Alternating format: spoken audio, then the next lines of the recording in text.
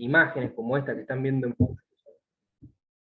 en donde si uno mira el mapa, lo que podemos ver es que los países que le están enviando ayuda militar a Ucrania son los integrantes de la Organización del Tratado del Atlántico Norte, la OTAN, y sus aliados extrarregionales como Corea del Sur, Japón, Nueva Zelanda, Australia. A ver, África no le está enviando ayuda, Latinoamérica y el Caribe tampoco, Oriente Medio, Sudeste Asiático tampoco.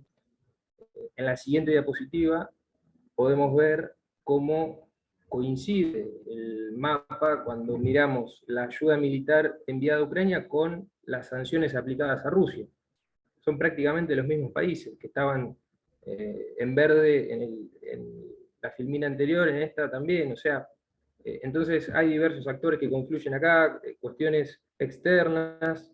Yo había traído para mostrarles un mapa sobre cómo fue, es un mapa interactivo, pero no lo puedo pasar desde esta computadora, de cómo fue China en los últimos 40 años ganándole influencia comercial a Estados Unidos, en donde en el mapa estaba en rojo los países en los cuales China tenía mayor porcentaje de comercio, era un socio mayoritario de esos países en detrimento de Estados Unidos.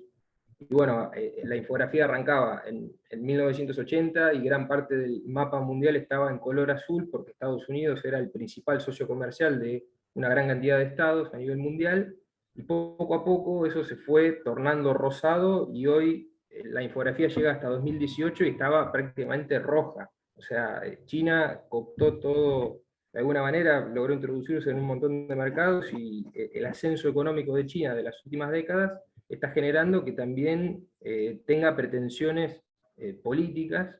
Entonces, no solamente China, sino también otras potencias medias como Rusia, como la India, como Turquía, como Irán, son países que de alguna manera están tratando de reformar lo que son los organismos de gobernanza global, que son los organismos de la segunda posguerra, como la Organización de Naciones Unidas, el Fondo Monetario Internacional, el Banco Mundial, la Organización Mundial del Comercio. Son todas organizaciones que se crearon después de terminada la Segunda Guerra Mundial, en donde hoy en día no representa realmente la distribución de poder actual que hay en el sistema internacional. Si uno solamente mira el Consejo de Seguridad de las Naciones Unidas, que tiene 15 miembros, 5 permanentes y 10 rotativos cada 2 años, que el Consejo de Seguridad es el órgano de las Naciones Unidas que tiene capacidad para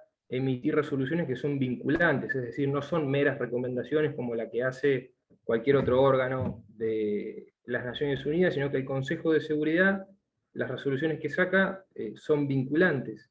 Y si miramos los 5 países que tienen asiento permanente en el Consejo de Seguridad de las Naciones Unidas, son los vencedores de la Segunda Guerra Mundial.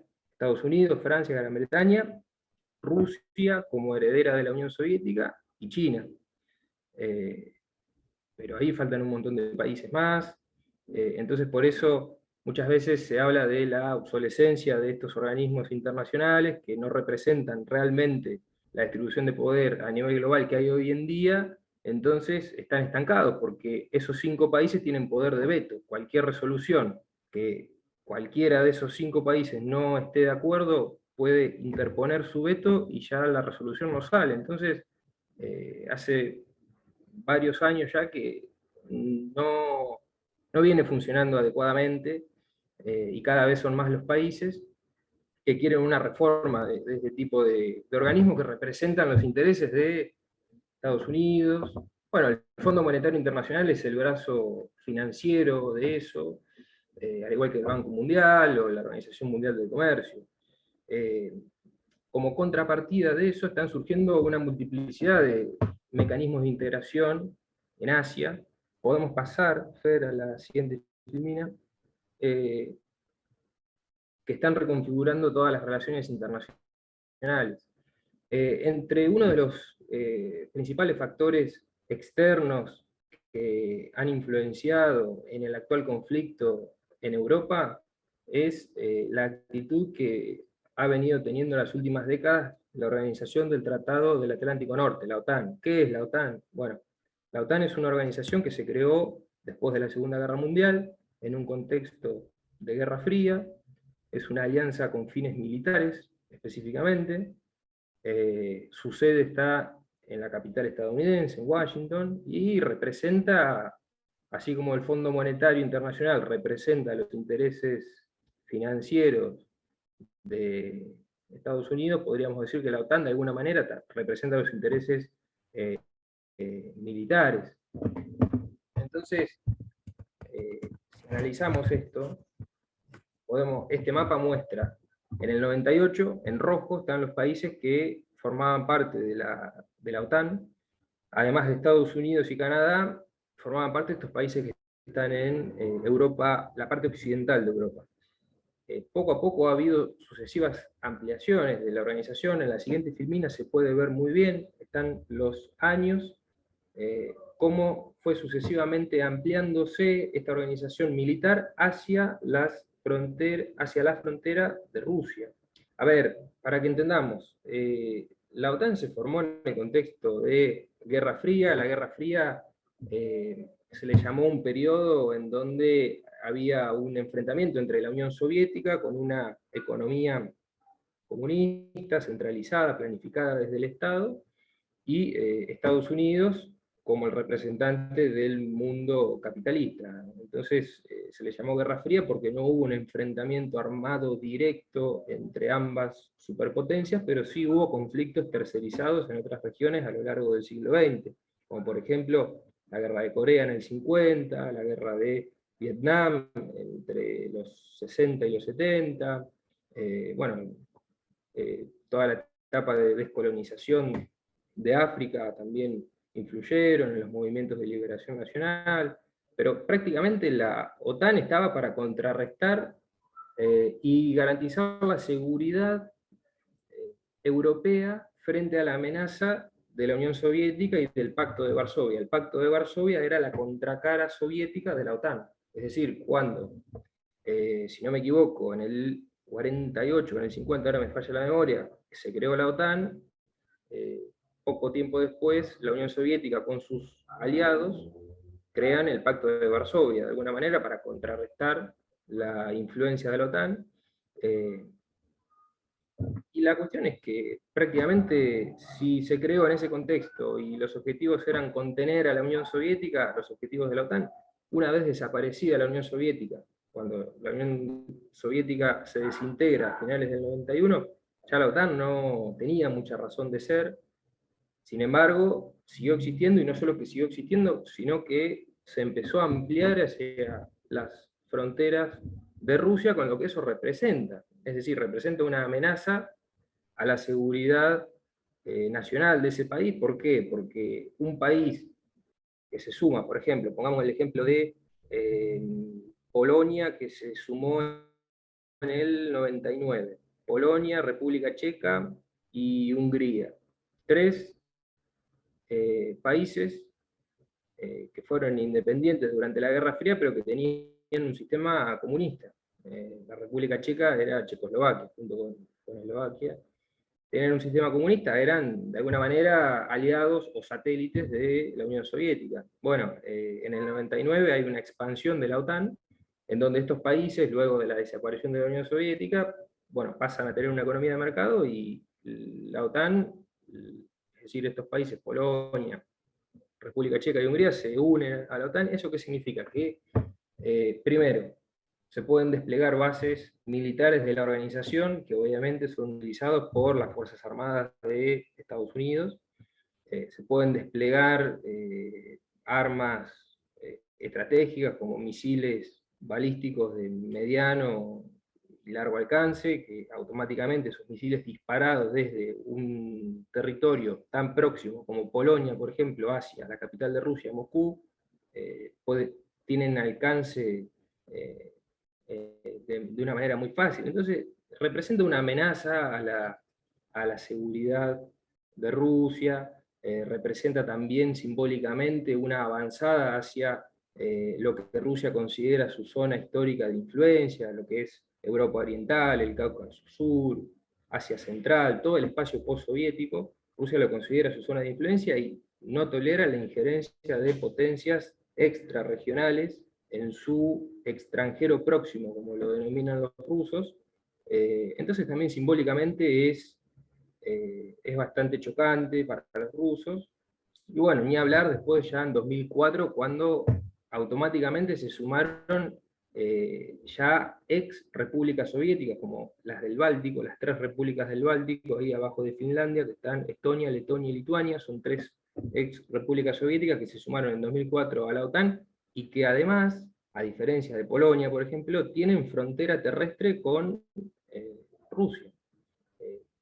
Bueno, es decir, a todo esto Rusia tuvo un periodo en los 90 que fue bastante caótico para su economía, para su sociedad, para su política.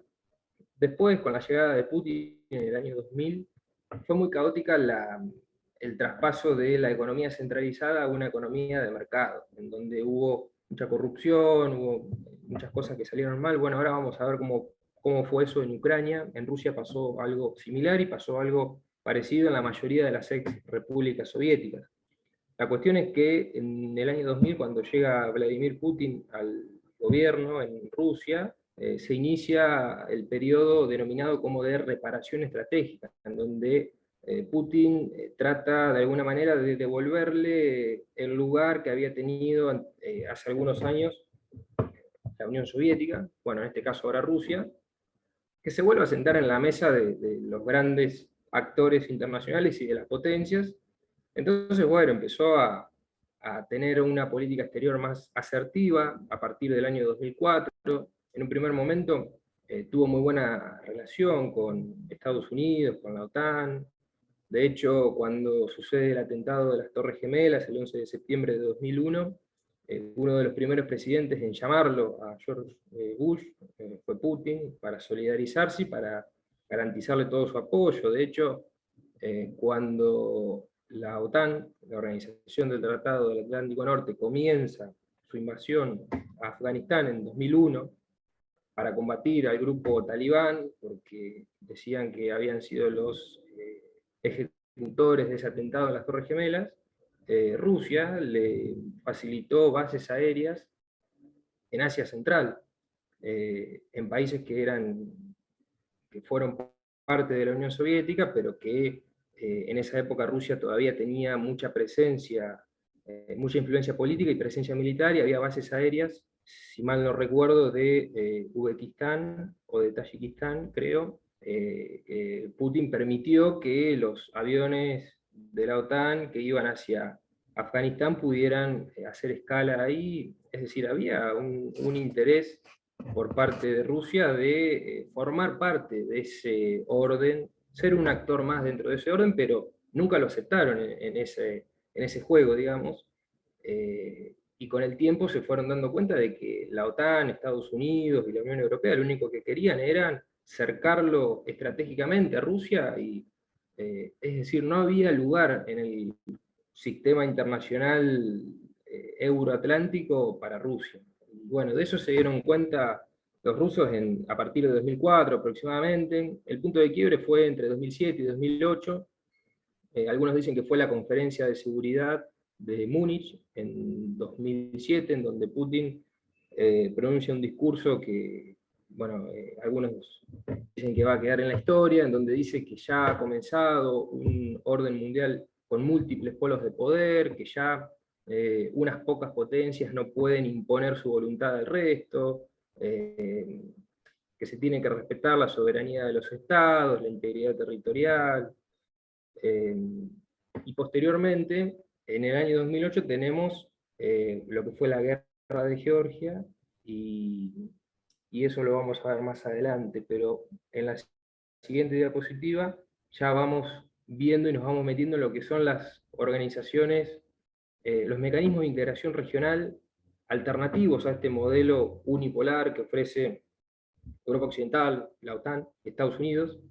Y por ejemplo tenemos la Organización de Cooperación de Shanghái, que es una organización enorme. Si ustedes miran a los países miembros, está Rusia, está China, está la India, está Pakistán, están 4 de los 5 países de Asia Central. Ustedes recuerden que los países de Asia Central son ¿Qué 5. fotito salva de la OCS hoy, no?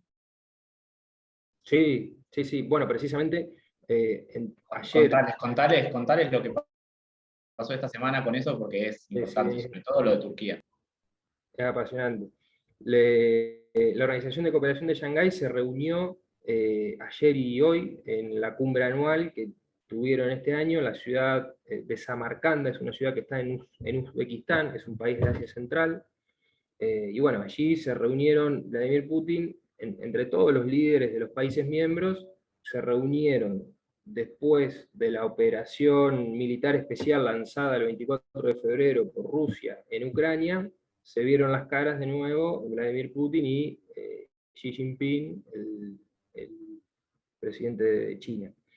Entonces, bueno, nada, dio mucho de qué hablar porque hubo fotos viendo a todos los líderes distendidos de alguna manera, cenando, charlando entre sí, es decir, estaba Modi, que es el primer ministro de la India, estaba Xi Jinping, estaba Vladimir Putin, estaba Erdogan, que es el presidente turco, aunque Turquía no es un miembro pleno de la organización, sino que es un socio de diálogo, se le llama el término correcto, pero también, bueno, estaba su líder ahí, y en un momento bastante complejo, porque en las últimas semanas estuvo la ofensiva ucraniana, que también dio bastante de qué hablar, porque fue, la verdad que acobardador el bombardeo mediático con esa ofensiva, eh, que parecía más una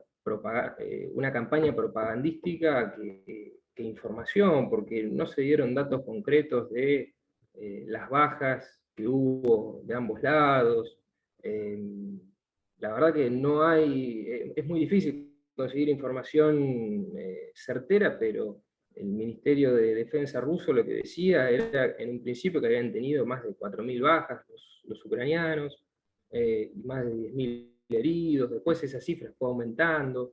Si bien sí hubo una recuperación importante de territorio en la parte oriental de Ucrania por parte de las tropas ucranianas, compuestas también de, según Rusia, muchos mercenarios.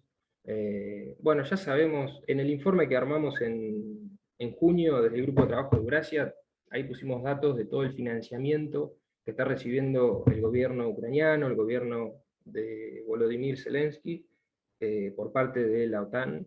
Está recibiendo armamento, está recibiendo financiamiento, está recibiendo préstamos, pero bueno, la verdad que es muy difícil saber lo que está pasando.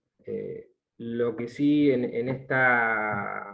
el mismo sentido que arrancó Martino y la clase diciendo que no nos la cuenten, hay que estar muy atento también y no hacer caso omiso a todas las informaciones que surgen en los principales medios, que casualmente son medios europeos, estadounidenses, o medios nacionales que copian y pegan lo que leen o ven en otro medio europeo.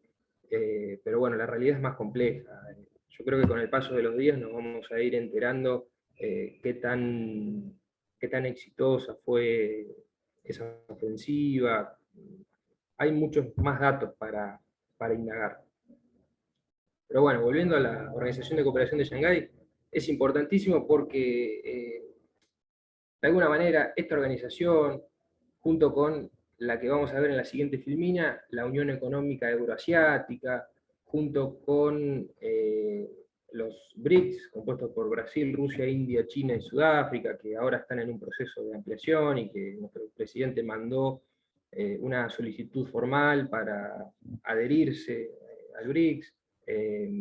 Después tenemos la Organización del Tratado de Seguridad Colectiva, también la OTCS, son todos organismos, los primeros, la Unión Económica Euroasiática, la Organización de Cooperación de Shanghái y el Tratado de Seguridad Colectiva son organismos de la región euroasiática, que de alguna manera ofrecen un panorama alternativo a lo que conocemos principalmente desde acá, desde nuestras latitudes, como el Fondo Monetario Internacional, la Organización Mundial del Comercio, el Banco Mundial. Bueno, esto abre otras perspectivas.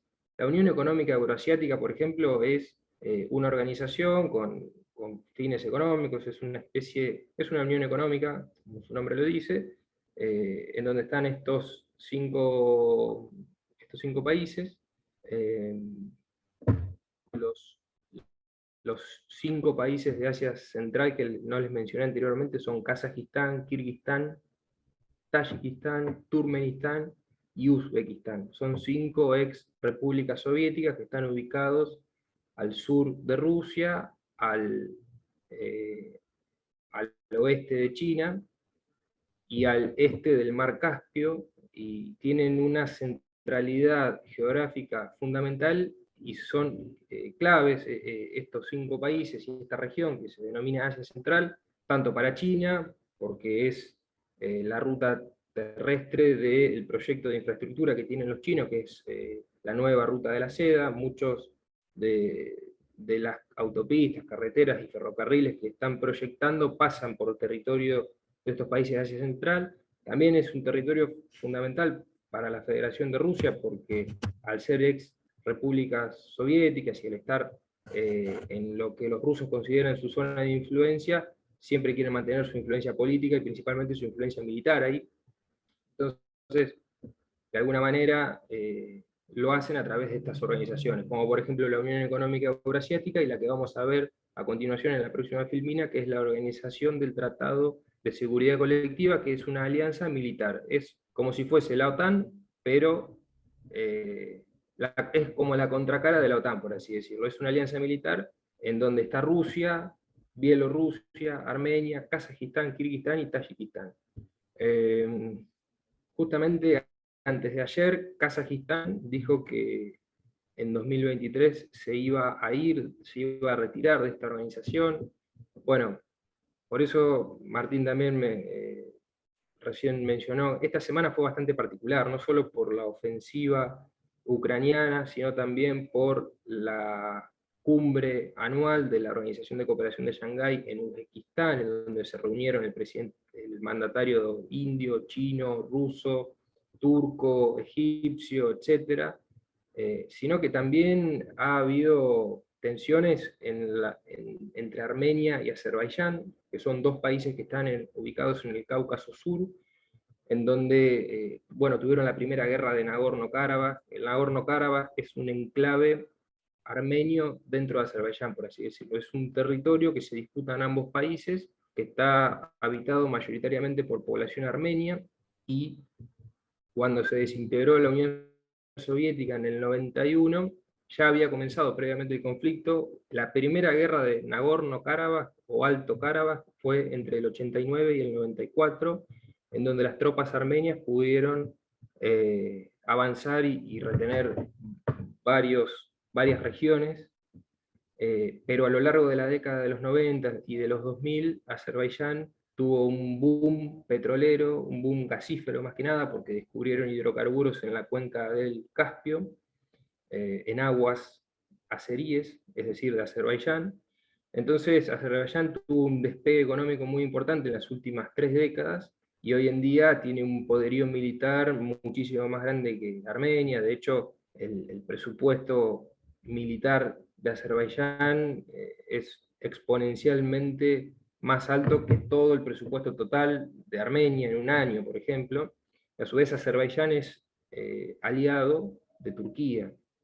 ¿Por qué? Porque son pueblos túrquicos. A pesar de que la población de Azerbaiyán, que es alrededor de 10 millones de habitantes, es población musulmana chiita. Los turcos son en su mayoría musulmanes sunitas, pero lo que los une a los azeríes con los turcos no es la religión, sino la etnia y su lengua. Ellos hablan lenguas túrquicas y son de etnia túrquica. De hecho, Aliyev, que es el presidente de Azerbaiyán, él dice que Turquía y Azerbaiyán son una misma nación separada en dos estados. Entonces, entre Turquía y Azerbaiyán lo tienen rodeado Armenia. Bueno, en 2020 fue la segunda guerra del Nagorno, duró 6 semanas, finalizó con la mediación de Rusia, en donde Azerbaiyán por la fuerza recuperó varios de los territorios que había ocupado Armenia entre el 89 y el 94. Cuando ya no daba para más la situación, Rusia interviene, hace de mediador, se firma un alto al fuego, y el garante de la seguridad era Rusia, y desplegó una fuerza de paz de 5.000 hombres en la frontera, de 5.000 rusos, para garantizar el alto al fuego. ¿Qué pasó esta semana? Fue que bueno, ambos lados denuncian ataques, tanto los armenios de los azeríes como viceversa. Lo cierto es que ya hubo más de 100 soldados armenios muertos, más de 50 azeríes muertos. Ayer se firmó un alto al fuego, pero no es casualidad que pase esto, ¿no?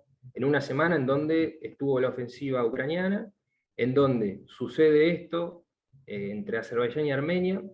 ¿Por qué? Porque Rusia está ocupada mayormente en Ucrania y ya no puede tener las manos libres para garantizar la estabilidad en el Cáucaso Sur, que es donde está Armenia, Georgia y Azerbaiyán. Entonces, de alguna manera, todos aprovechan este escenario de desestabilización que se está viviendo y hacen su propio juego. De hecho, también ayer se decía que hubo movimientos de tropas de Georgia. Georgia está al norte de Armenia, en el Cáucaso Sur. Bueno, Georgia tuvo un conflicto armado en 2008, en agosto de 2008, porque tiene dos regiones separatistas en el norte de Georgia que se llaman Abjasia y Osetia del Sur, en donde en Georgia hubo una revolución en el año 2003, que se llamó la Revolución de las Rosas, en donde llegó un presidente que se llamaba Mikhail Saakashvili, y que tenía un discurso totalmente antirruso, y buscaba que Georgia, una ex república soviética, se formara parte de la Unión Europea y de la OTAN, con lo cual implicaba la avanzada nuevamente de la OTAN sobre ex república soviética, sobre un territorio que Rusia lo considera su zona de influencia, y sobre un país como Georgia que tiene frontera terrestre con Rusia. Entonces Rusia, bueno, ya el conflicto con Osetia del Sur y con Abjasia, que son estas dos regiones separatistas del norte de Georgia, venía desde la desintegración de la Unión Soviética. Lo que pasó fue que este presidente georgiano, Saakashvili, quiso tomar por la fuerza estas regiones separatistas, y bueno, murieron creo que 2 soldados rusos que estaban como garantes de paz desde los años 90, y fue la excusa perfecta que tuvo Rusia para intervenir militarmente, y en 4 días llegaron a la capital de Georgia. Georgia es un país muy chico, tiene poco más de 4 millones de habitantes, pero bueno, fue un claro mensaje de Rusia, a ver, si, como diciendo, vos te querés unir a la OTAN, bueno, mirá lo que soy capaz de hacer. Entonces, bueno, desde ahí se congeló la adhesión de Georgia a la OTAN. Por eso también decía que 2008 fue un punto de inflexión en el vínculo de Rusia con Estados Unidos y con la OTAN, porque sucedió esto, sucedió lo de Georgia. Previamente, a principios del año 2008, había sido la cumbre de la OTAN en la capital rumana de Bucarest. Y uno de los principales temas que se hablaron en esa cumbre fue la adhesión a la OTAN de Ucrania y de Georgia. Y a su vez, Estados Unidos ese mismo año reconoció la independencia de Kosovo. Kosovo se autoproclamó independiente de Serbia. Serbia está en los Balcanes, en Europa, en la costa del Adriático, en Europa Oriental. Serbia es aliado de Rusia. Kosovo es una región separatista que se declaró independiente, y Estados Unidos reconoció en 2008 la independencia de Kosovo. ¿Cuál fue la respuesta rusa? Bueno, si Estados Unidos reconoce a Kosovo, en contra de los intereses de mi aliado, que es Serbia, bueno, los rusos reconocieron la independencia de Osetia del Sur y de Abjasia, que eran las dos repúblicas separatistas de Georgia. Y en ese interín Georgia se quería unir a la OTAN. En agosto pasó lo de la avanzada georgiana sobre esos territorios y la guerra de 4 días, en donde claramente venció Rusia, después hubo una mediación por parte de la Organización de Seguridad y Cooperación Europea. Pero bueno, más o menos para tener un pantallazo de las principales disputas geopolíticas en la región de Eurasia. Voy a prender la luz. En la siguiente filmina podemos ver también los proyectos de integración económica que hay, lo que Vladimir Putin dice el proyecto de la Gran Eurasia, es decir, de alguna manera unir a través de los proyectos económicos y de infraestructura que tienen los chinos a través de la nueva ruta de la seda, que son una serie de inversiones en puertos, rutas, autopistas, ferrocarriles, etc. Bueno, los rusos también están desarrollando de alguna manera nuevos corredores económicos. Hay un corredor económico que es una ruta multimodal que complementa transporte terrestre a través de autopistas, con un tramo que va en ferrocarril y otro tramo que va por mar, que conecta la ciudad rusa de San Petersburgo, en el norte de Rusia, con la ciudad india de Bombay. Es decir, es un corredor económico que norte-sur, precisamente se llama corredor económico norte-sur, y eso genera toda una revolución, una reconfiguración de las redes de transporte económico y una revolución en el comercio mundial, porque abarata un montón los costos de las mercaderías, de los fletes. También lo que hace es que tarden menos tiempo, porque antes una embarcación que salía del puerto de San Petersburgo tenía que atravesar el Báltico, entrar por la península de Gibraltar en el Mediterráneo y pasar por el canal de Suez en el Mar Rojo y ir todo por el Golfo Pérsico hasta llegar a la India en Bombay. Y tardaba 45 o 50 días. Ahora, con esta nueva ruta de transporte que hace un mes se hizo un primer envío piloto para testear, a ver cómo andaba eso, todavía no está en funcionamiento completamente, en los próximos años se va a terminar, pero tardó 15, 20 días menos. Un cargamento que fue desde San Petersburgo, en el norte de Rusia, hasta Bombay, la India. Atravesó el mar Caspio, atravesó Irán y llegó a la India. Entonces, si vemos las organizaciones que tenemos acá en pantalla, tenemos en rojo la Organización de Cooperación de Shanghái. A su vez, muchos de los miembros de esta organización forman parte de la Unión Económica Eurasiática, que ahí pisa muy fuerte Rusia. A su vez tenemos los países del sudeste asiático, como Vietnam, Filipinas, Indonesia, Bangladesh. Son países densamente poblados. Indonesia tiene más de 270 millones de habitantes, Filipinas tiene 100 millones de habitantes, Bangladesh creo que está pisando los 200 millones de habitantes, Vietnam también, no recuerdo exactamente, pero tienen una población y un potencial económico enorme, y se agrupan en lo que es la ASEAN, es la organización que tienen ahí en el sudeste asiático. Entonces, hay cada vez una mayor interconectividad, interdependencia entre estos países, y muchas veces los teóricos, los académicos o los politólogos occidentales se preguntan y escriben acerca del vínculo entre China y Rusia. Dicen, ¿hasta dónde va a llegar esta alianza? Porque nunca se llevaron bien, cuando era el Imperio Ruso, ni cuando era la Unión Soviética.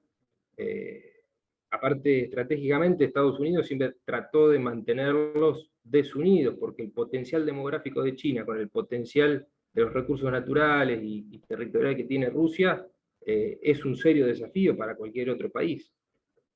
Sin embargo, yo trato de leer a veces autores chinos o rusos, lo que puedo traducir, porque no hablo ninguno de esos idiomas, lo traduzco y lo trato de leer para tener otra mirada, ¿no? Y ahí aprendí que tienen muy buena sintonía, los chinos y los rusos, porque se distribuyen las tareas, es decir, China se enfoca en los aspectos económicos de la región, y China quiere tener influencia económica. Por ejemplo, muchos teóricos estadounidenses dicen hasta dónde va a llegar el buen vínculo entre China y Rusia en Asia Central, porque Asia Central son ex repúblicas soviéticas, como Kazajistán, todos los que terminan con TAN, son esos 5 países de Asia Central que eran ex repúblicas soviéticas y que Rusia considera su zona de influencia. Pero China es el principal socio comercial de esos países y son, como dije anteriormente, países estratégicos para el desarrollo del proyecto que tiene China a largo plazo, que lanzó en 2013, que es este proyecto de la nueva ruta de la seda, o la franja y la ruta. Y lo cierto es que se divide en tareas. Rusia se enfoca en lo militar, quiere tener influencia militar en la región, y China quiere tener influencia económica. Mientras no se pisen en esos aspectos, parece que todo va a andar bien. De hecho, Rusia garantiza su influencia militar en Asia Central a través de la organización del Tratado de Seguridad Colectiva. No sé si se acordarán, la primera semana de enero de 2022 hubo manifestaciones populares en Kazajistán, y automáticamente la organización del Tratado de Seguridad Colectiva desplegó tropas conjuntas rusas, armenias, bielorrusas en Kazajistán para estabilizar de alguna manera la situación. Sin embargo, tuvo que renunciar el presidente Nursultán Nazarbayev, que era secretario del Partido Comunista de Kazajistán desde la época soviética, y después quedó en el poder en los 90, en los 2000. Después hizo reformas a la Constitución y creó un cargo en donde él era una especie de presidente vitalicio, pero en la práctica el que gobernaba era Tokayev, que es el actual presidente de Kazajistán. Bueno, estas revueltas populares que sucedieron en la primera semana de enero de 2022 generaron la renuncia de Nazarbayev. Pero bueno, de alguna manera, se pudo estabilizar la situación con el accionar de esta organización militar encabezada por Rusia, de la cual esta semana Kazajistán precisamente anunció que el año que viene se retiraba. Entonces, las preguntas que surgen ahí es, bueno, detrás de todo esto, ¿qué hay? Si hay injerencia de potencias noratlánticas en todo esto que está pasando, en lo que está haciendo Azerbaiyán, en Armenia, en lo que está haciendo Kirguistán y Tayikistán, que esta semana también hubo tiroteos en la frontera. Kirguistán y Tayikistán son 2 países pequeños de Asia Central que tienen conflictos por recursos naturales, principalmente agua. Son 2 países que no tienen salida al mar, y esta semana hubo tiroteos en la frontera, y a su vez también hace un mes que se vive una tensión bastante particular entre Serbia y Kosovo, perdón.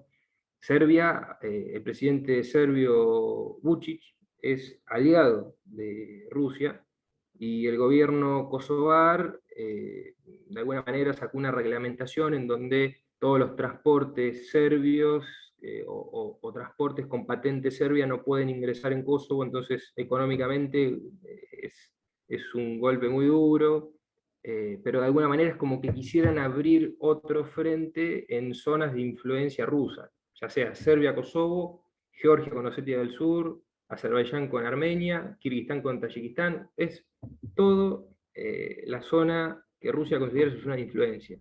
Rusia está embarcada en esta misión en Ucrania, en esta guerra, en este conflicto, y la verdad, desconozco las capacidades militares, pero es muy importante lo que nos vayamos a enterar de ahora en adelante, en los próximos días, lo que hayan negociado en esta cumbre de la OCS, de la Organización de Cooperación de Shanghái, en Uzbekistán, en la ciudad de Samarcanda, porque ahí se reunieron los rusos, los chinos, los indios, los iraníes. Irán era un socio de diálogo de la organización, y en esta cumbre formalmente ya pasó a ser miembro pleno. La Organización de Cooperación de Shanghái, no les dije, es una organización que, además de que agrupa a China, que es el país más poblado del mundo, creo que tiene 1.400 millones de habitantes. También está la India tiene casi 1.370 millones de habitantes. Y también está Pakistán. Pakistán tiene arriba de 200 millones de habitantes, y esa es la particularidad de la multiculturalidad o multipolaridad que ofrecen todos estos nuevos mecanismos de integración, porque son países que bilateralmente no se llevan bien, como la India con Pakistán o la India con China, no se llevan bien, pero a su vez todos participan de esa organización y tienen sus propios negocios, porque hoy en día lo que hay que entender es que en las relaciones internacionales lo que prima son los negocios, la economía, el comercio, no la ideología. Eso es por ahí lo que cuesta entender en Occidente, o más precisamente a la OTAN, o a la Unión Europea, o a Estados Unidos, quieren imponer ciertos intereses a cualquier costo. Por ejemplo, con el tema de las sanciones que están aplicando a Rusia, Rusia, obviamente, la economía rusa sufre el impacto de todo eso. Y obviamente que no es fácil, pero de todas maneras está haciendo todo lo posible para redirigir todas sus exportaciones y su producción de hidrocarburos a mercados en Asia, hacia China, hacia la India. De hecho, hay países como la India que compran más barato el barril de petróleo ruso y después lo venden de manera tercerizada a otros países que le aplican sanciones a Rusia y se lo venden más caro. Y los que están sufriendo con esto son los europeos, que están sintiendo el encarecimiento de todas las tarifas de energía. Entonces, bueno, respondiendo a la pregunta de Sergio, se puede leer Sputnik Mundo, que está en español. Tiene información, yo ya les digo, no hay ningún medio, es muy difícil encontrar medios que informen de alguna manera, que no tengan un sesgo, pero por lo menos está bueno conocer y leer todo. Si uno lee la CNN, bueno, también leer RT, que es la sigla de Russia Today, que es la cadena rusa que está en varios continentes. Está Sputnik Mundo, también, que está en español. Pero bueno, vamos avanzando con la siguiente filmina. A ver, no sé cómo estamos de tiempo. Bien, son las 7:15. Bueno, esto es lo que les mencionaba anteriormente. Son todas las rutas y los corredores económicos que algunos están en funcionamiento y otros están proyectados. Fíjense, la ruta, lamentablemente está en inglés este mapa, no conseguí en español, pero la ruta del Ártico, que va desde Europa y conecta Europa con... A ver, es importantísimo el hecho de que se pueda activar este corredor norte, se llama. Los chinos lo llaman la ruta de la seda de ártica o del hielo. Eso es importantísimo porque también es una revolución al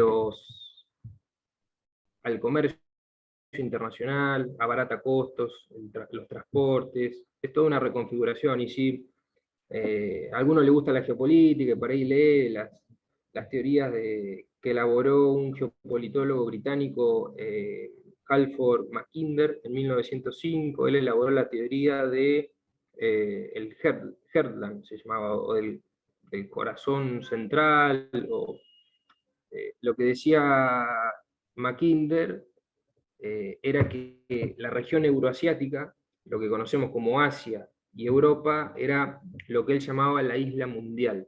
Y lo que es hoy Rusia, parte de Europa Oriental y parte de Asia Central, era el centro de esa isla mundial. Entonces decía que quien controlara el Heartland, o el corazón de la isla mundial, controlaba la isla mundial, y quien controlaba la isla mundial tenía posibilidad de controlar el mundo. Y es muy paradójico porque también uno de los límites de ese corazón de la isla mundial que marcaba este geopolitólogo Mackinder es Ucrania. y hoy en día hay un conflicto ahí. Yo había puesto algunas diapositivas sobre Mackinder, después las saqué, pero vamos a seguir con las próximas y ya pasamos más a la parte ucraniana, que es interesante verlo. Esto es lo que les decía, es el corredor del norte que atraviesa el Ártico. ¿Qué está pasando? Con el calentamiento global se está derritiendo el Ártico, entonces surgen nuevas vías navegables, todo por el norte de Rusia, bueno, el norte de Suecia, de Finlandia. Entonces una embarcación que sale de Vladivostok, que está en la parte oriental de Rusia, atraviesa el estrecho de Bering, entre Rusia y Alaska, atraviesa todo el Ártico y llega a Rotterdam. Y tarda mucho menos días, bueno, ahí están los datos. Por eso esto es una revolución de alguna manera. Antes un buque que iba desde Asia hasta Rotterdam en Holanda tenía que hacer todo este trayecto, tenía que pasar por el mar de China Meridional, por el estrecho de Malaca, que está en Indonesia, pasar por el Océano Índico, por el Golfo Pérsico, ingresar en el Mar Rojo, atravesar el Canal de Suez, atravesar el Mediterráneo, atravesar el estrecho de Gibraltar y recién llegar a Rotterdam. Y tardaba, ahí lo dice, 50 y pico de días. Entonces, estas rutas, estos nuevos corredores económicos son una alternativa a lo ya establecido, y los que salen ganando ahí son estas potencias emergentes de Eurasia, como China, como Rusia, como la India. En las siguientes filminas vamos a ver la acción de Turquía, con todo lo que son las diplomacias de los hidrocarburos. Este es el corredor que les decía hace un rato, corredor norte-sur que conecta San Petersburgo con la India, es lo que está en azul. ¿Ven? Pasa por el Cáucaso Sur, por Irán, y llega por mar a la India. Sale por el puerto persa de Chabahar, y es una ruta alternativa. Antes, si querías ir, bueno, tenías que hacer todo el trayecto por el Mediterráneo. La siguiente, Fer, por favor. Así vamos adelantando esta parte que ya expliqué bastante. Bueno, después tenemos todo el tema de la diplomacia de los hidrocarburos, en donde Rusia, hasta antes del conflicto, era el principal abastecedor del mercado europeo, y ahora con las sanciones antirrusas, Europa tiene que salir a buscar ese gas y ese petróleo que no le vende Rusia, lo tiene que salir a buscar a otros mercados. Entonces, ¿a dónde está yendo Europa a buscar ese gas? Bueno, está yendo al norte de África, precisamente a Argelia, está yendo al Cáucaso Sur, precisamente Azerbaiyán. Por eso se queda muda la Unión Europea y no condena las acciones que está haciendo Azerbaiyán esta semana, lo que pasó con la frontera en Armenia.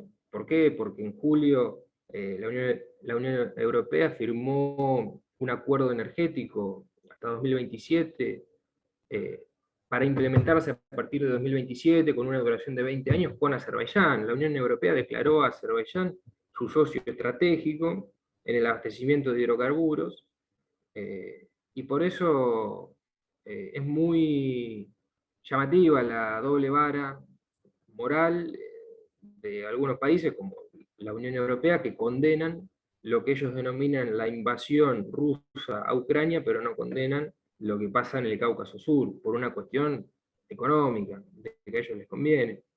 Entonces, Europa está yendo a buscar gas a otros mercados. En las próximas filminas vamos a ver algunos de los principales oleoductos y gasoductos. Esto es el Cáucaso Sur, integrado por Georgia, Azerbaiyán y Armenia, que ahí no tiene el nombre, pero es ese pedacito que está entre Turquía y Azerbaiyán. Entonces, el oleoducto BTC, Bakú, Tiflis, Ceyhan, Bakú es la capital de Azerbaiyán, ahí es donde nace este oleoducto, pasa por Tiflis, que es la capital de Georgia, y llega hasta el puerto turco de Ceyhan, y ahí es embarcado para ir a los mercados europeos. Fíjense geopolíticamente cómo lo aíslan Armenia. ¿Por qué? Porque esta construcción energética es para favorecer el interés de Azerbaiyán y de Turquía. Entonces esquivan a Armenia, que es el principal, es decir, los turcos son los principales enemigos históricos de Armenia por el genocidio armenio que sucedió a principios del siglo XX. Y bueno, como les comenté anteriormente, Azerbaiyán es un pueblo túrquico. El presidente del IDF de Azerbaiyán dice que Azerbaiyán y Turquía son una misma nación dividida en dos estados. Y bueno, Armenia tiene este conflicto por la región del Nagorno-Karabaj con Azerbaiyán, tiene la frontera cerrada con Turquía desde el 92, que fue la primera guerra del Nagorno, y tiene cerrada la frontera oriental con Azerbaiyán también. Entonces, Armenia es un país de poco más de 3 millones de habitantes, está encerrado entre dos enemigos mortales, que son Turquía en la parte occidental, Azerbaiyán en la parte oriental, y al sur tienen a Irán y al norte a Georgia. Por eso Armenia en los últimos años ha tratado de recostarse sobre Rusia, siempre ha tenido buen vínculo con Rusia.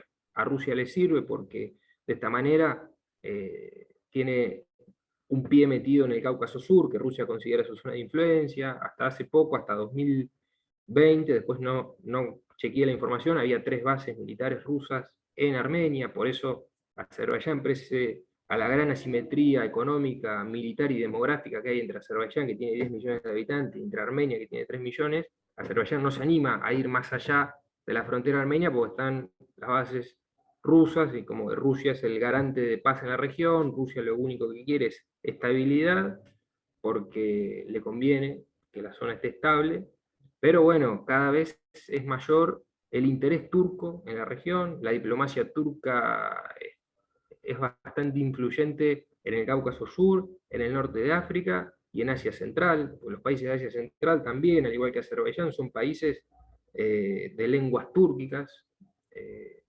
Entonces, ahí Turquía en los últimos años con el gobierno de Erdogan está tratando de tener mayor influencia y bueno, eso va en detrimento de Rusia, aunque hay muchos vínculos militares, comerciales y económicos entre Rusia y Turquía, a pesar de que Turquía forma parte de la OTAN. Esto es lo más característico, ¿no? Que no es que soy parte de los turcos, son parte de la OTAN y le aplican sanciones a Rusia y se pliegan a lo que le pide la dirigencia de la OTAN. No, los turcos hacen la suya, que es lo que no hizo Europa, y hoy en día va a pagar caro lo que va a pasar en el invierno, que ya está llegando el frío en Europa y se están encareciendo las tarifas energéticas, producto de las sanciones rusas, mientras que Estados Unidos no, en realidad sufrimos todos el aumento de las sanciones en las materias primas, ya sea energía, alimentos, en fertilizantes, todos sufrimos eso, pero en mayor medida Europa, porque todos los ductos, los gasoductos y los oleoductos que estaban conectados desde Rusia a la Unión Europea les permitía tener energía muy barata. Hoy en día Europa tiene que salir a buscar el gas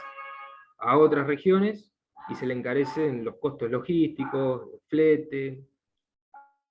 Pero bueno, avancemos con la siguiente filmina. A ver si podemos llegar a la parte de Ucrania porque me fui mucho por las ramas. Este es el corredor de gas del sur. Esto es importantísimo, ¿por qué? Porque es una construcción alternativa a los gasoductos rusos para abastecer el mercado europeo. Entonces, esto lo beneficia a los turcos. Este corredor de gas del sur está compuesto por el gasoducto del Cáucaso Meridional, que va desde Azerbaiyán a Georgia y Turquía. El que está en rojo es el gasoducto Transanatolio, es decir, atraviesa toda Turquía para conectarse con el gasoducto Transadriático, ya en Grecia, y llegar a los mercados europeos. Y este corredor de gas del sur, que está compuesto de estos 3 gasoductos muy extensos, está operativo desde 2020. Bueno, esta es la estrategia europea para diversificar su abastecimiento de hidrocarburos y no depender tanto de Rusia.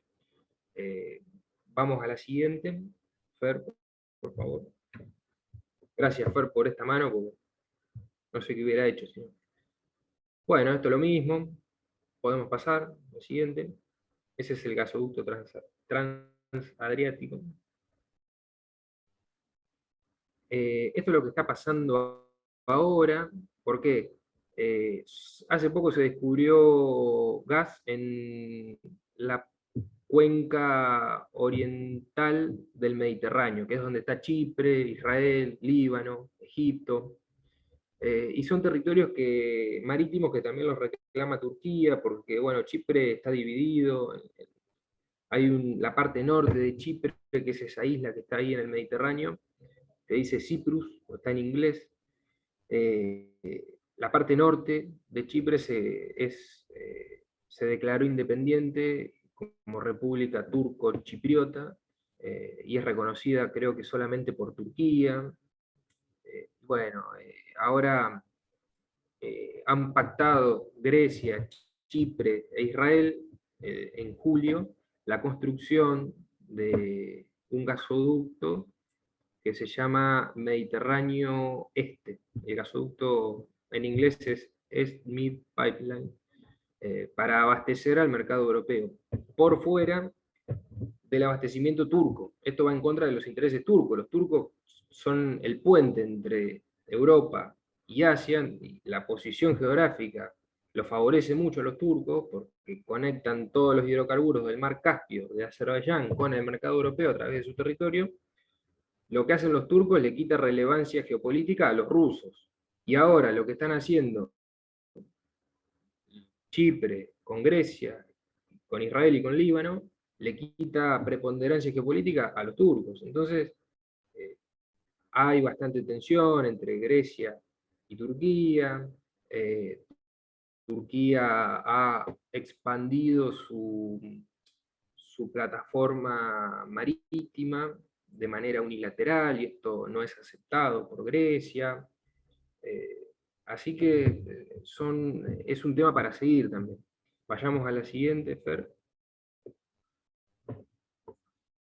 Esto es lo que les decía del norte de África.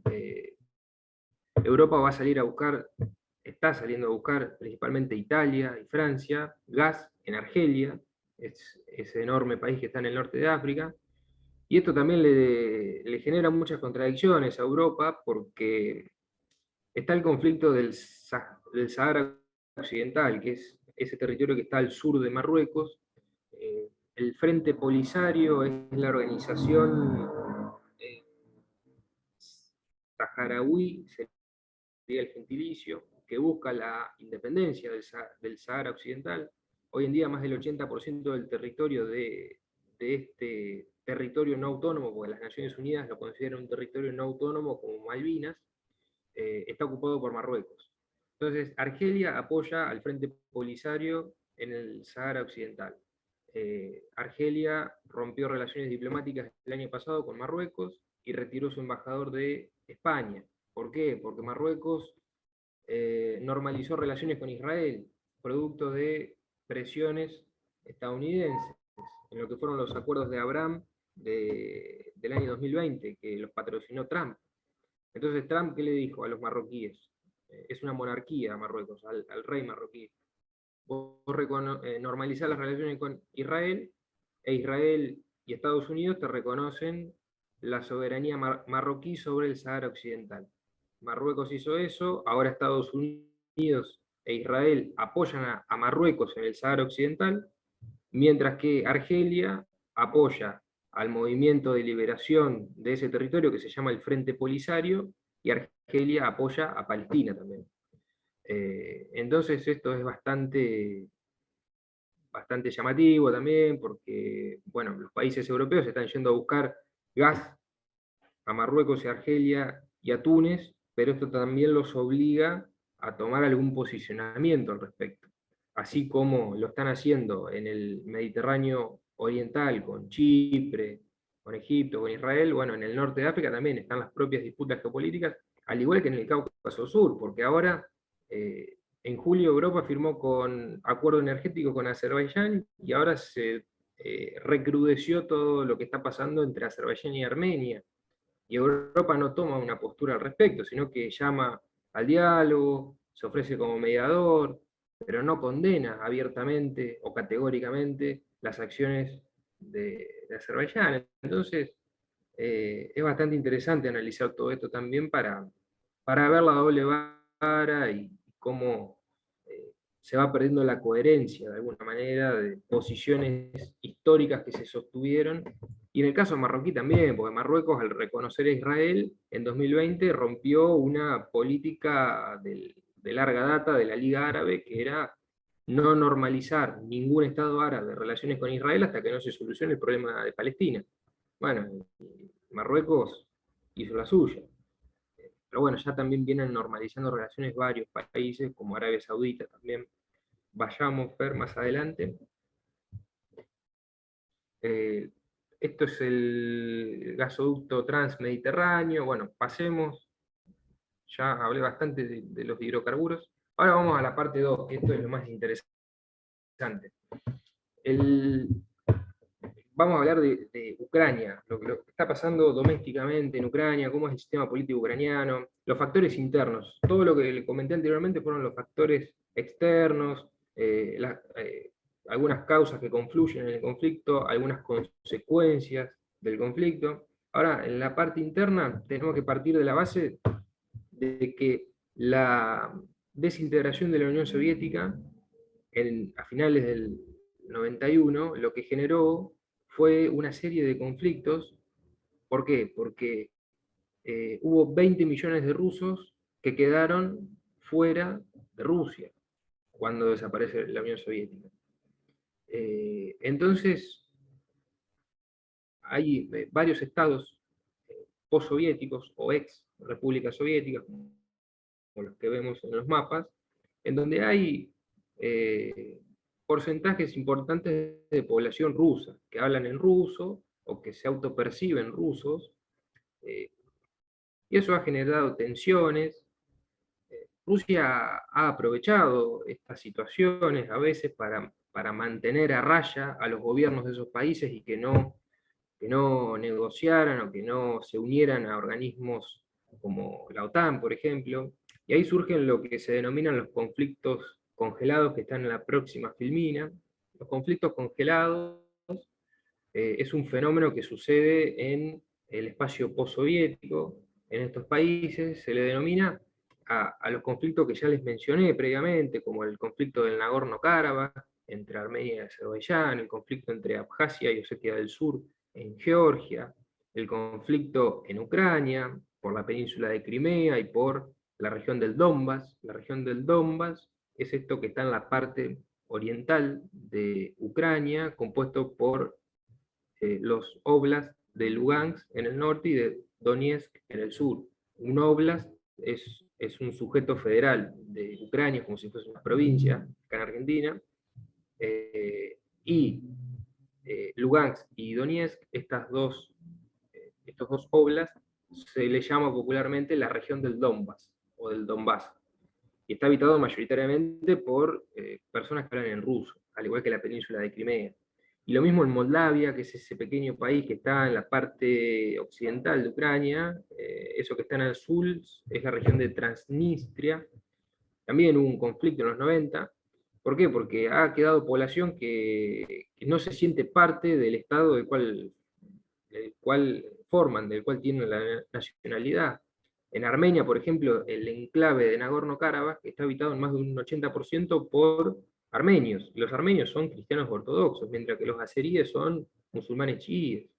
Bueno, lo mismo pasa con los georgianos y los osetios, que tienen diferente lengua. Entonces, cuando Georgia se quiso acercar a la OTAN, Rusia reconoce la independencia de Osetia del Sur y de Abjasia, les empieza a entregar pasaportes a los ciudadanos de Osetia para que puedan viajar a Rusia también, un montón de beneficios. Muchas veces también es utilizado políticamente por Rusia. En la siguiente filmina vamos a ver una línea de tiempo de todos los gobiernos que hubo en Ucrania desde la desintegración de la Unión Soviética. Son los que están en azul. Es muy interesante esto porque muchas veces nos hablan del conflicto en Ucrania, pero no nos hablan de qué pasó, cuándo arrancó, si arrancó el 24 de febrero de 2022 o arrancó en 2014 con lo de Crimea, o si arrancó en 2004 con la Revolución Naranja en Ucrania. Lo que tenemos que entender, a ver, en términos generales, es que cuando yo les comentaba que fue muy caótica, el traspaso de una economía planificada, centralizada, comunista, a una economía de mercado. Un periodo donde se empezaron a privatizar empresas estratégicas del Estado que pasaron a ser un traspaso de la propiedad estatal al sector privado, como propiedad colectiva. Hubo muchos errores, se les entregaba a la población un certificado de propiedad o participación en una propiedad colectiva, como por ejemplo una empresa. A los trabajadores de la empresa se les entregaba un certificado de participación en la propiedad colectiva, y lo que pasó fue que muchos ex funcionarios soviéticos que tenían contactos, que tenían algunos resabios de poder todavía, muchos empresarios, se fueron organizando entre ellos, formando grupos económicos, empezaron a comprarle a precios muy baratos esos certificados de propiedad colectiva o de participación en propiedades colectivas a la población de a pie, y fueron monopolizando empresas estratégicas del Estado, empresas de la construcción, siderurgia, metalurgia, metalmecánica, química, que principalmente la zona industrial de Ucrania se encuentra ubicada en la parte oriental, que limita con Rusia, en donde la población es mayoritariamente ruso parlante. En cambio, en la parte occidental de Ucrania, que limita más con Polonia, con la Unión Europea, es predominantemente rural, y predomina el idioma ucraniano. Pero bueno, fue un periodo, los años 90, muy caótico, con una devaluación muy grande de la moneda ucraniana, una inflación galopante, en donde había una gran especulación financiera por parte de los empresarios que vendían en el extranjero la materia prima conseguida muy barata en la ex Unión Soviética, como por ejemplo, no sé, una tonelada de cobre la vendían, la compraban en rublos y la vendían en el extranjero en dólares, y le sacaban una ganancia exorbitante. Mismo sacaban préstamos bancarios a devolver en 2 o 3 años, y le entregaban una parte del préstamo al director de la sucursal bancaria de forma ilegal, y después se dedicaban con la otra mitad a especular con la compra y venta de recursos, por ejemplo, y terminaban devolviendo a los 3 años la totalidad del préstamo, pero totalmente devaluado, porque la moneda se iba devaluando día a día. Entonces era una mezcla de inflación, con devaluación, con ausencia de juzgados de lo mercantil, con empresarios pymes que eran inexpertos, porque eran empresarios que de la noche a la mañana tuvieron que pasar de un sistema comunista planificado en el cual se habían nacido y criado, a una economía de libre mercado en donde no tenían experiencia, no conocían. Entonces, ¿qué pasaba? Firmaban contratos, entregaban mercaderías, empresarios pymes, empresarios chicos, entregaban mercadería y no firmaban un contrato, por ejemplo, en una moneda extranjera de mayor estabilidad como el dólar. Y la moneda de ellos se devaluaba, entonces al cabo de un tiempo entregaban la mercadería, pero recibían menos dinero. Entonces, ¿qué pasó? Se empezaron a formar bandas organizadas que se encargaban de cobrar esas deudas, que algunos empresarios no podían cobrarla. Entonces empezó a armar como toda una estructura paralela en la informalidad, en donde estas bandas organizadas iban a cobrar las deudas, pero a cambio de un tributo por parte del empresario pyme, por ejemplo. Ya para mediados de los 90, el Estado logra desarticular todas estas estructuras paralelas, todas estas bandas organizadas. Pero ¿qué pasó? Lo que pasó fue peor. El Estado, los organismos del Estado ucraniano empezaron a operar de la misma manera. Es decir, los fiscales, la policía, los funcionarios de Hacienda, por ejemplo, le empezaron ellos mismos a cobrar tributo a los empresarios. Lo que hacían antes las bandas organizadas, bueno, ahora lo hacían el propio Estado. Establecimientos estatales como escuelas y hospitales, por ejemplo, que recibían dinero de gobiernos locales, debían devolverle el 10 o el 15% al gobierno como una especie de comisión o comisión ilegal. Lo mismo le pasaba a los empresarios que participaban en licitaciones públicas, el 10 o el 15% tenían que devolverlo algún funcionario del Estado, lo mismo con los aduaneros en la aduana, tenían que pagarle un tributo para que despacharan la mercadería. Pero bueno, fue demasiado caótico, y entre el 96 y el 2000 se fue regularizando esta situación. ¿Pero qué pasó? Había grupos económicos que habían monopolizado sectores estratégicos de la economía ucraniana y quedaron formados dos grandes grupos.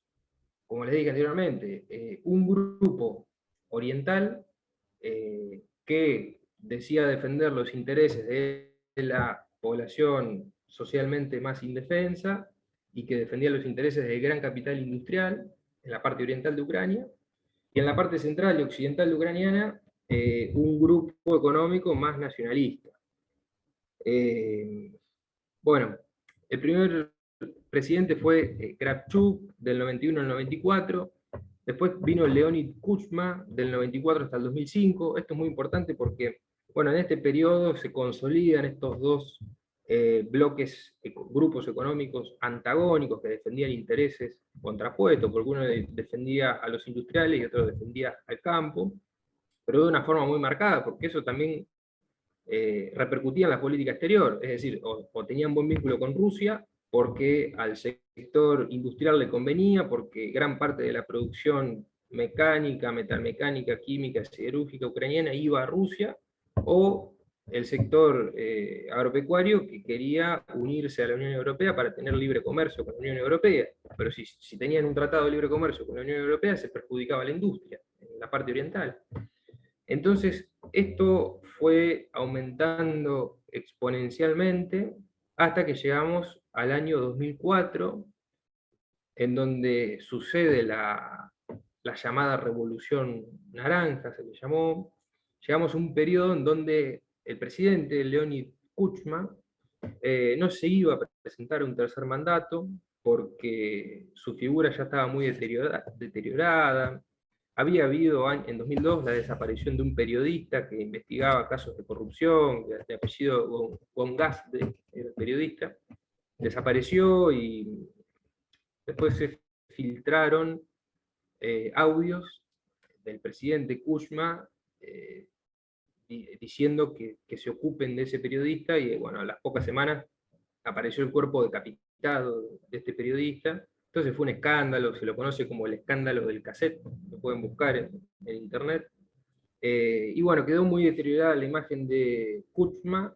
Entonces, en las elecciones presidenciales de 2004, se habían polarizado tanto, Kuchma le dio su apoyo a Víctor Yanukovych. Víctor Yanukovych era el representante del sector oriental, el representante del Partido de las Regiones, se llamaba, era un partido que tenía una visión más federalista.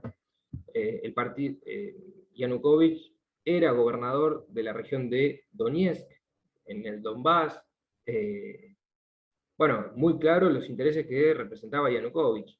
Y enfrente estaba Víctor Yushchenko, o Yushchenko. Son los dos que vemos en imagen. Fueron los dos presidentes. Pero en 2004 lo que pasó fue que hubo elecciones, ganó por milésimas Yanukovych, la oposición declaró fraude y llamó a la población a que se movilice.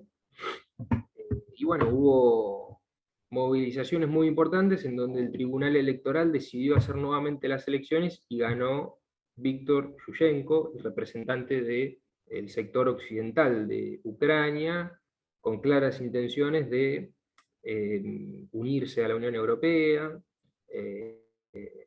Entonces, ¿qué pasó? Automáticamente Rusia le dejó de comprar productos agropecuarios a Ucrania en 2005. Y ahí aprovechó Alemania y Polonia, que ocuparon la cuota de mercado rusa en el mercado agropecuario ucraniano. Y bueno, se fue tensando. El propio gobierno de Yushchenko tuvo sus propias internas porque reformaron la constitución. Acá empiezan a aparecer también Yushchenko, creo que fue él el que le permitió a grupos de extrema derecha como Pravi Sector, que significa en español sector derecho, le permitió que formaran parte de la Guardia Nacional ucraniana, es decir, como si fuese la gendarmería, es como si un grupo armado formara parte de la gendarmería argentina. Bueno, eso lo permitió Viktor Yanukovych, reformó la Constitución, pasó de un sistema presidencialista a un sistema parlamentario. Bueno, nada, no hubo grandes reformas, la sociedad quedó desencantada porque no se cumplieron muchas de las peticiones que ellos tenían, y en 2010, en las elecciones de 2010, ganó Viktor Yanukovych, el que había sido derrotado en 2005, representando los intereses del sector oriental. En la próxima filmina se ve muy bien cómo es el mapa electoral. Por ejemplo, bueno, ahí vemos en azul las regiones en donde principalmente la población habla en ruso. Yo me tengo acá anotados los datos. En la región de Donetsk, por ejemplo, antes del conflicto tenía 4,5 millones de habitantes, en donde el 75% hablaban ruso. La región de Lugansk, 2.120.000 habitantes, el 70% hablaban ruso. En Crimea, que es la península que está en el sur de Ucrania, 1.800.000 habitantes y el 84% hablaban ruso.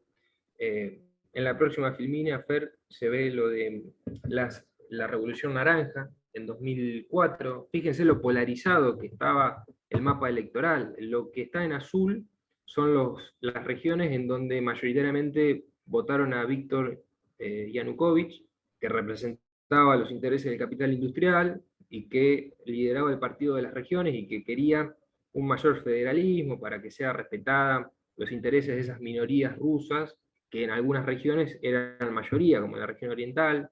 Bueno, y la otra parte, claramente apoyando a Yushchenko.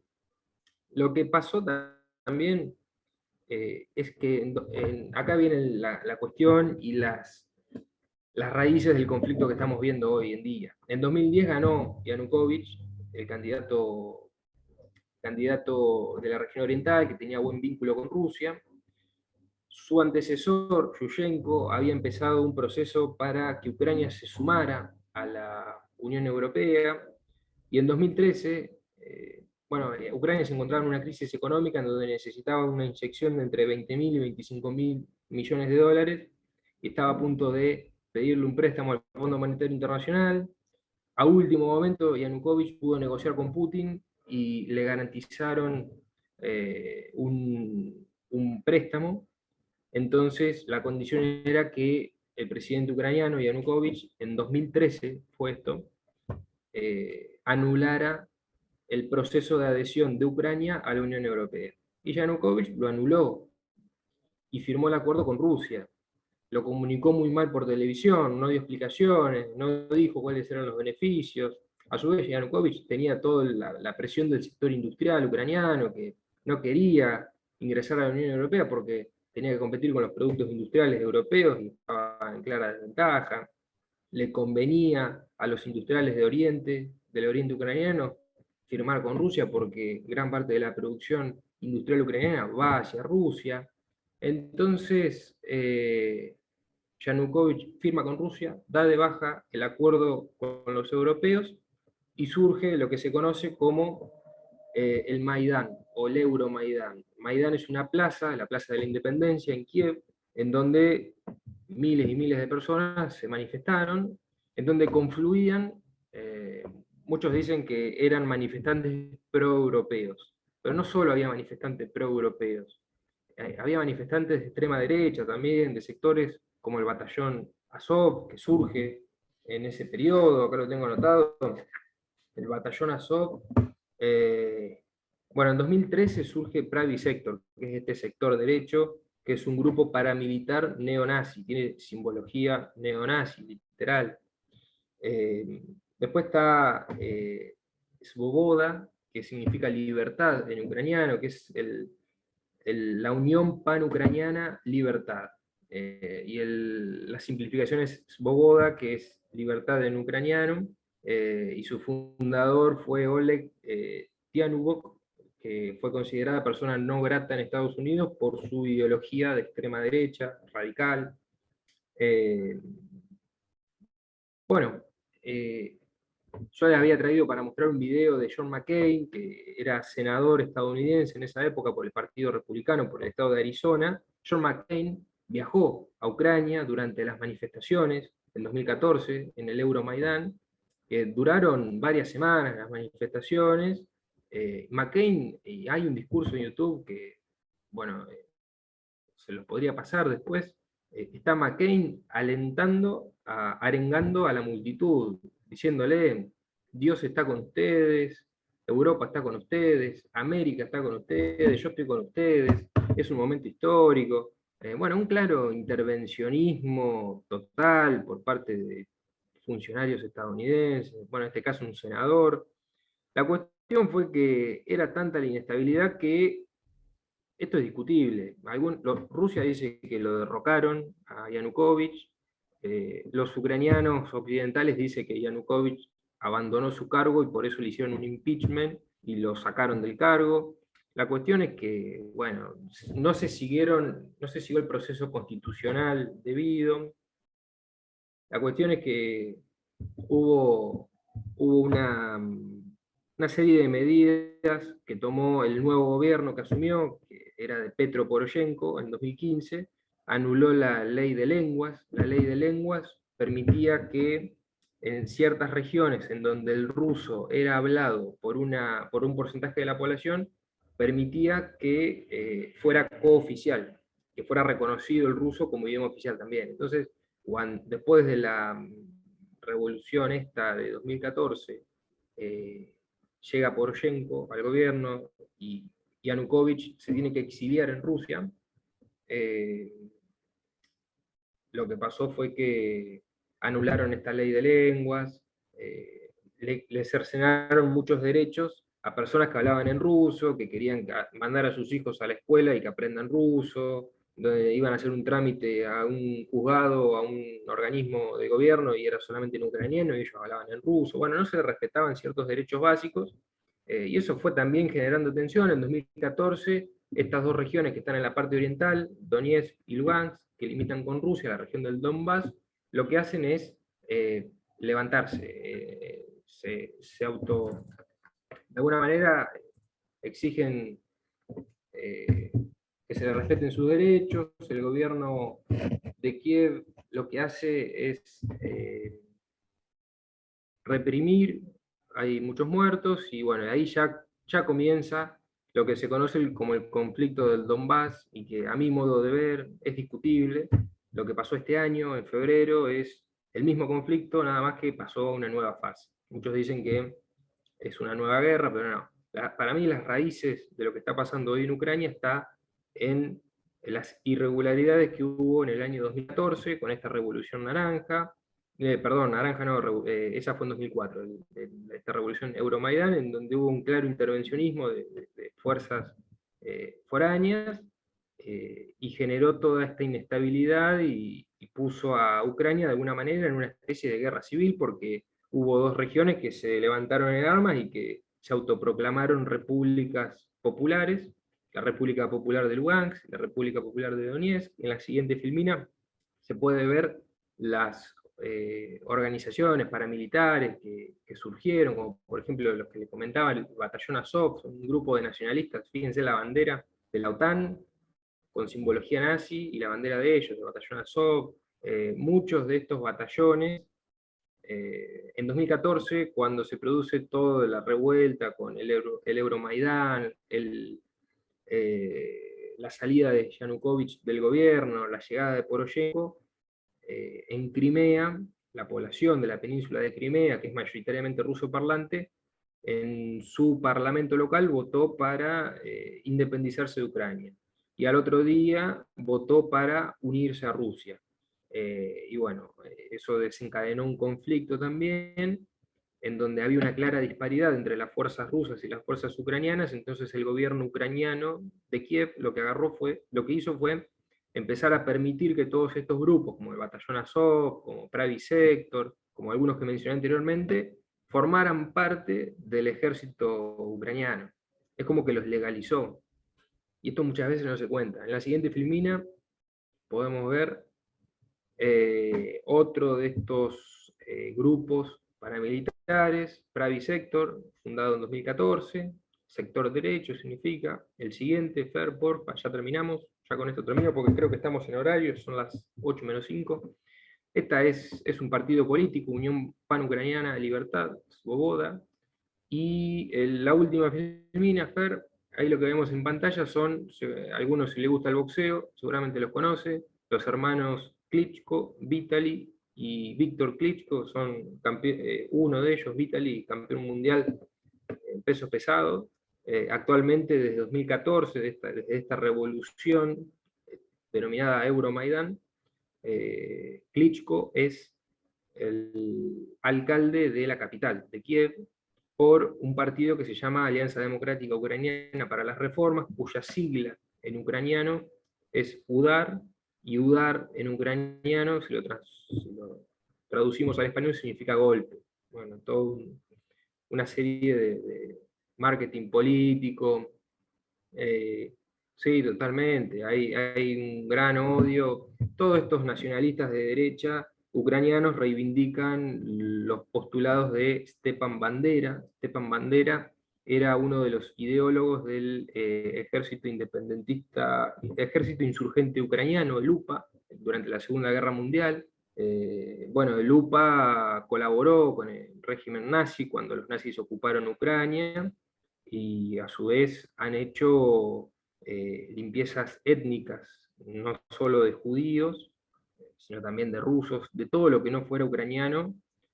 Ha habido matanzas como la limpieza étnica en Galicia, que es una región en la parte occidental de Ucrania, en donde mataron a 200.000 judíos polacos. El pogromo de Lviv, también en la parte occidental de Ucrania, que solamente en un día mataron a 4.000 personas. Eso fue el 2 de julio de 1941. Pero bueno, eh, estos grupos tratan de hecho, no recuerdo si es el natalicio o la muerte de Stepan Bandera, hay toda una movilización de las antorchas, que se le llaman, donde se salen a reivindicar a esta persona, a Stepan Bandera. Bueno, uno de la mano derecha de Stepan Bandera había sido oficial de las SS, de las fuerzas de Hitler.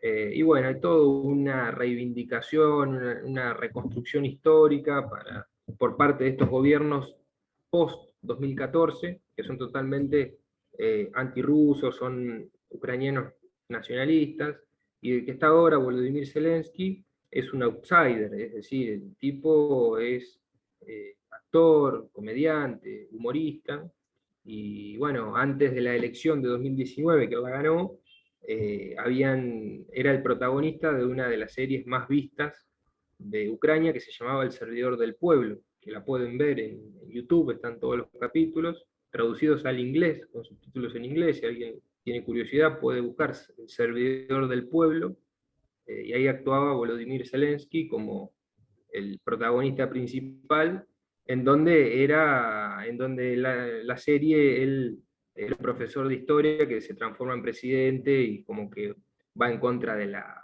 corrupción, bueno, todo el mismo discurso, con el mismo libreto que a veces escuchamos acá en nuestra región. Pero efectivamente fue muy buena la campaña que hicieron porque ganó en 2019 las elecciones y bueno, ahora está pasando lo que está pasando porque por todas estas cuestiones, ¿no? Externas e internas que traté de explicar. En la última filmina está mi contacto por si tienen alguna duda, alguna consulta, si alguien quiere formar parte del observatorio, ahí está la casilla para enviar un correo, les puedo dejar, no tengo acá justo abierto alguna nota para que lean, pero bueno, pueden entrar a nuestro sitio web, ocipex.com, y ahí está todas nuestras producciones, organizadas por grupos de trabajo. Pero bueno, quedo a disposición si me quieren hacer alguna pregunta, porque hablé todo yo y creo que ya me excedí con el tiempo, Fer, ¿no?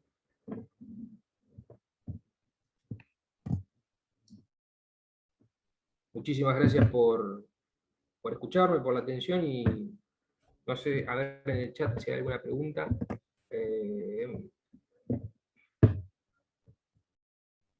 ¿Cómo nos afecta directa o indirectamente el conflicto en Argentina? Y nos afecta por diversos motivos. Uno de ellos es el aumento exponencial de las materias primas que estamos viendo, se encarecen producto de las sanciones. Rusia y Ucrania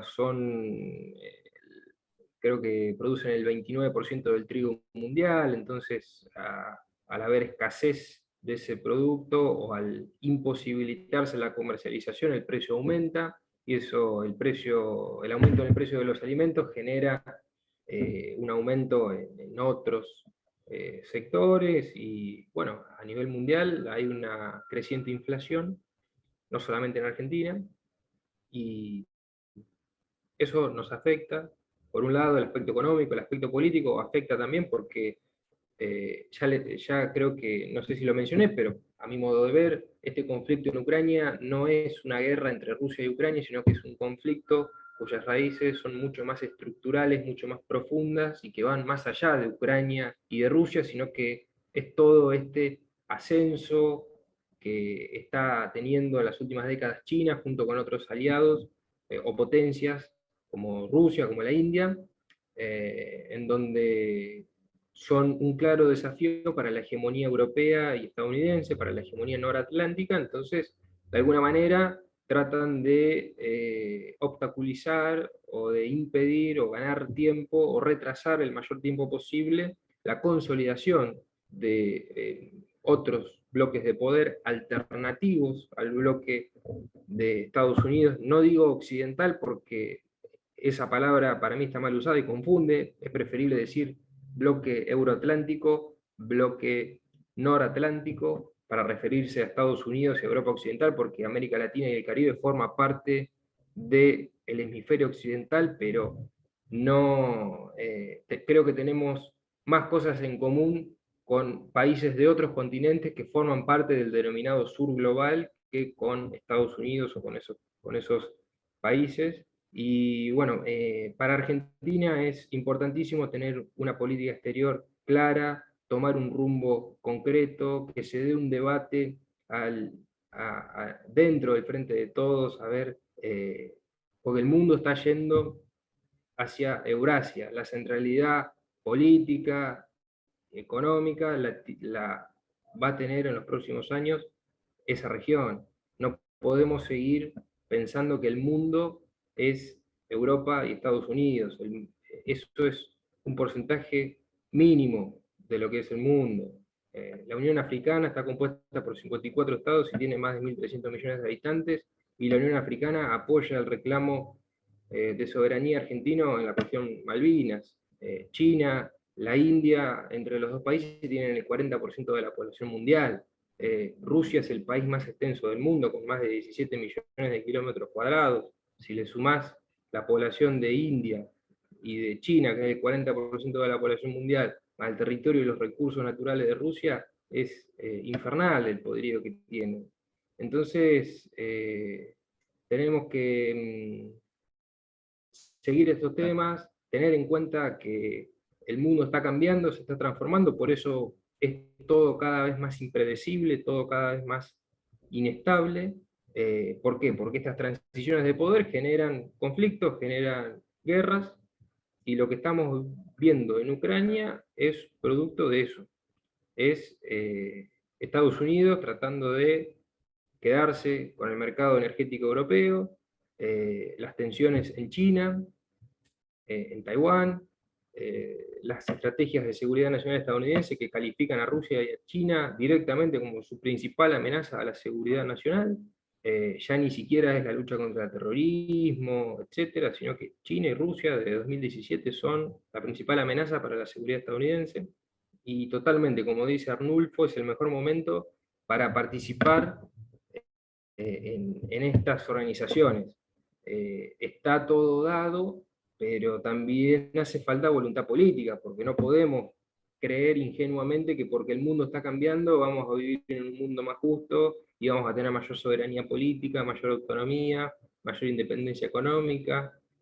No, si no hay una clara voluntad política, si la dirigencia política nacional, frente de todos y la oposición, no se da un debate concreto sobre qué política vamos a tener hacia Eurasia, qué política vamos a tener hacia el Fondo Monetario Internacional. Este año Argentina firmó para formar parte de la nueva ruta de la seda china, y ahora se envió una carta formal para formar parte del BRICS, pero concretamente, ¿qué podemos sacar de todo eso? ¿Cómo nos beneficiaría eso teniendo una deuda hasta 2026, hasta 2036 con el Fondo Monetario Internacional que te condiciona todas tus políticas?